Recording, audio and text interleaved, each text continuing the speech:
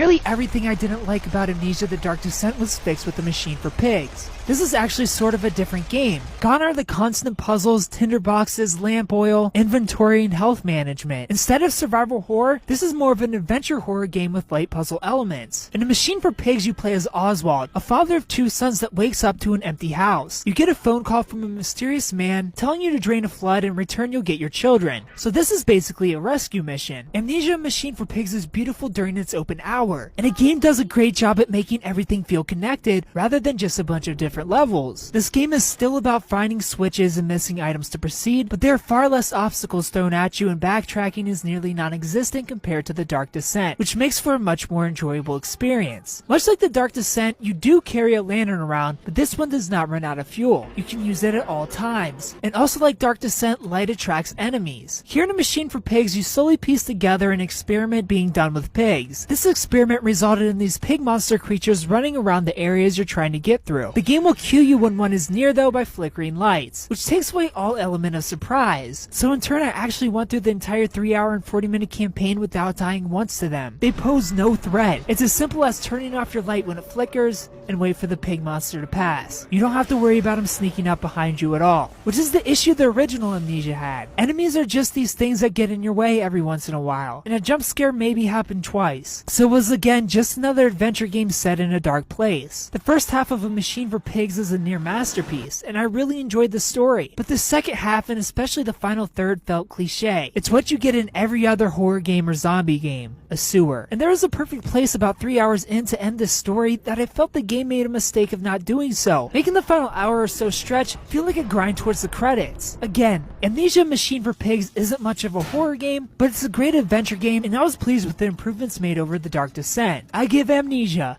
A Machine for Pigs, an 8 out of 10.